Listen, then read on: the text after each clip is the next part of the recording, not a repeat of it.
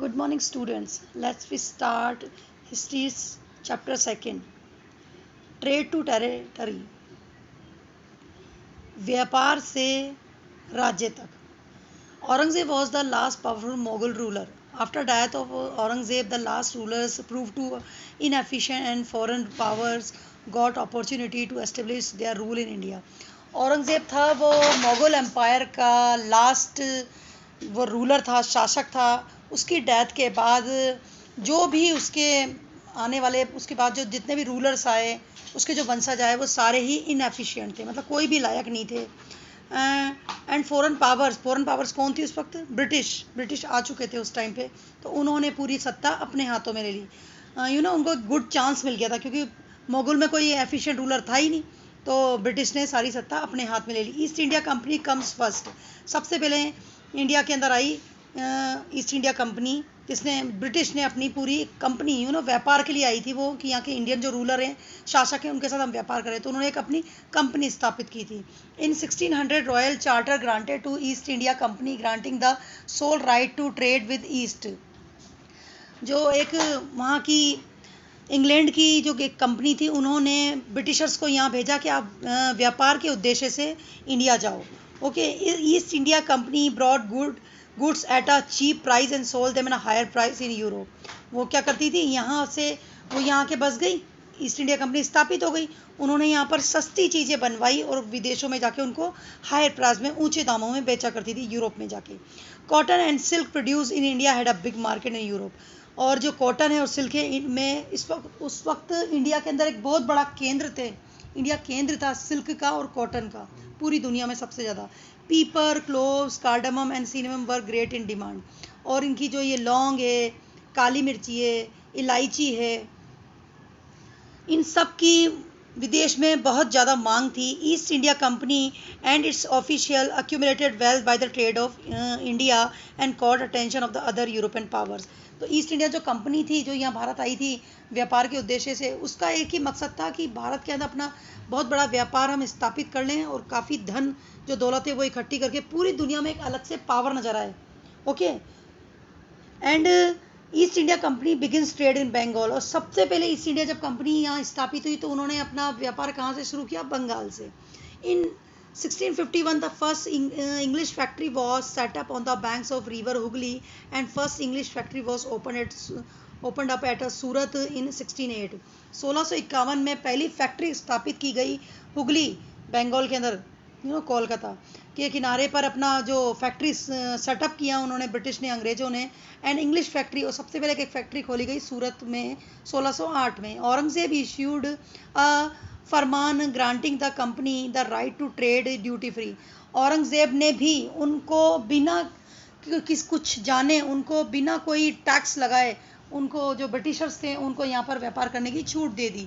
The company try to press for more concession and manipulate existing privileges. Company ने भी अपनी चालें चलना शुरू कर दिया. जो ब्रिटिश जो कंपनी स्थापित हुई थी ईस्ट इंडिया, उसने अपनी चालें करना शुरू कर दिया. कंसेशन, मुगल एम्पायर ने पहले उनको काफ़ी कंसेशन दे चुके थे, छूट दे चुके थे. वो किसको? ब्रिटिशर्स को यहाँ व्यापार करने के लिए, जो औरंगजेब थे. पर उसके बावजूद उन्होंने मैनिपुलेट करना शुरू किया, साजिश करना शुरू करी यहाँ पर विशेषाधिकार प्राप्त करने के लिए.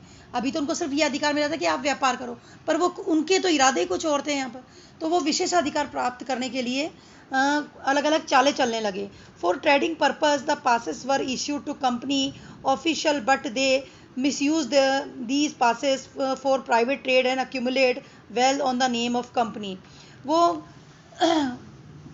मुगल से, जो औरंगजेब था, उन मुगल से एक परमिट लेटर प्राप्त कर लिया उन्होंने, ब्रिटिशर्स ने, जो कंपनी थी यहाँ पर ईस्ट इंडिया कंपनी, और उनके नाम से, उस एक पास के नाम से पूरे उनका एक ये था पूरा उद्देश्य, पूरी इंडिया को का जो बिजनेस है वो कवर कर ले.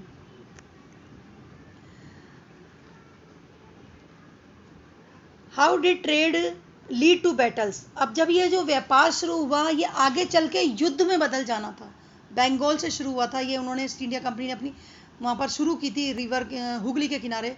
पर ये आगे चल के जो ये उनकी जो एक्टिविटीज़ थी ना, जो मैनिपुलेशन में बदल गई थी, जिसको साजिशें कहते हैं वो जो ब्रिटिशर्स की, उसमें चेंज हो गई थी. ये आगे चल के एक युद्ध का रूप लिया इन्होंने, जो बैटल्स ऑफ अलग अलग, जैसे बक्सर का, प्लासी का, आगे चल के ये बैटल्स में चेंज हुआ. After the death of Aurangzeb the Bengal Nawab agitated their power autonomy.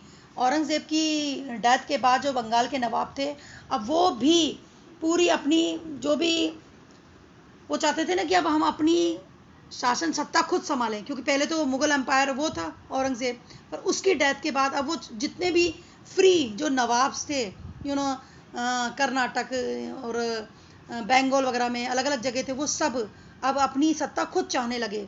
The nawabs of Bengal refuse to grant the company concession as it was making the revenue for Bengal trade less profitable. पर जो बंगाल का नवाब था, उसने अंग्रेजों को विशेषाधिकार देना, कंसेशन देना व्यापार में, उससे साफ मना कर दिया. The British wanted the duties to be abolish but Bengal nawab refuse.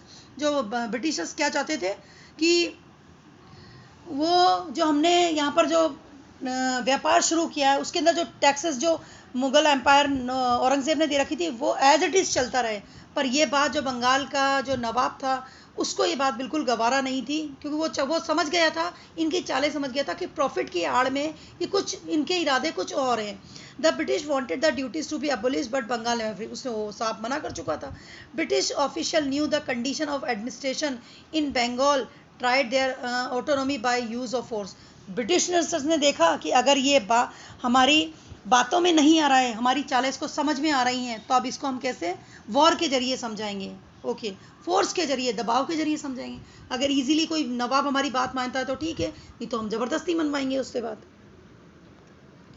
The battle of Plassey. और ये जो बंगाल का नवाब था, अंग्रेजों को छूट नहीं दे रहा था, विशेषाधिकार नहीं दे रहा था, इसका आगे चल के उन्होंने फोर्सफुली विरोध किया. किसने? ब्रिटिशर्स ने. उसका रिजल्ट क्या निकला? बैटल ऑफ प्लासी, प्लासी का युद्ध. As a result of denial of trading rights on 23rd June 1757 battle of Plassey was fought and it was the major victory of English in India. हुआ, उसका अंजाम क्या हुआ? 23 जून 1757 में प्लासी का युद्ध हुआ, जिसके अंदर बंगाल के नवाब की हार हुई. ऑब्वियसली, क्योंकि जो ब्रिटिशर्स थे बहुत पावरफुल थे, और जो इंडिया के कई रूलर्स थे, उन्होंने कभी भी यूनिटी नहीं रही थी. Alivardi Khan died in 1756 and Sirajuddaulah became the nawab of Bengal. जब प्लासी का युद्ध हुआ, वो अंग्रेजों के बीच में और अली वर्दी खान के बीच में हुआ था. वो उस युद्ध के अंदर मारा गया था, और उसकी जगह नवाब कौन बना? Sirajuddaulah. In 1757 Robert Clive led the company's army against Sirajuddaulah at Plassey. तो 1757 के अंदर रॉबर्ट जो क्लाइव था, कंपनी का गवर्नर बना, वो टोटल सिराजुद्दौला था बंगाल का नवाब, उसके खिलाफ था. Main reason for defeat of the nawab was that force led by Mir Jafar, one of the Sirajuddaulla's commanders, betrayed Sirajuddaulah and never fought the battle. अंग्रेजों ने फिर जो अली वर्दी खां के साथ किया था, अंग्रेज फिर वो सिराजुद्दौला के साथ करना चाहते थे. पर जो सिराजुद्दौला एक बहुत ही एफिशिएंट नवाब था बंगाल का, पर उसका एक कमांडर था, आर्मी के अंदर जो कमांडर होते हैं, मंत्री टाइप मान लीजिए आप, वो होते हैं, उसने बिट्रे किया, धोखा दिया. किसको? सिराजुद्दौला का. अंग्रेजों के साथ मिलके उसको युद्ध के अंदर हार का सामना करना पड़ा. किसको? सिराजुद्दौला को. Mir Jafar was promised by Clive to be made nawab after crushing Sirajuddaulah. Actual में क्या था कि जो मीर जाफर था, उसकी क्या प्लानिंग थी कि अगर सिराजुद्दौला को हटा दिया जाए और वो हार जाए, तो ये जो ब्रिटिशर से मुझे बंगाल का नवाब बना देंगे. As per the deal, Mir Jafar became the Nawab of Bengal after the defeat death of Sirajuddaulah. और ऐसा ही हुआ, सिराजुद्दौला की मृत्यु के बाद बंगाल का नवाब कौन बना? Mir Jafar. But he was the nominal head of Bengal and actual remained the hands of British. पर वो नाम मात्र का नवाब बना था, सारी सत्ता किसके हाथों में थी? ब्रिटिशर्स के हाथों में. ओके, इसका नेक्स्ट पार्ट हम नेक्स्ट हमारा जो वीडियो है उसमें देखेंगे.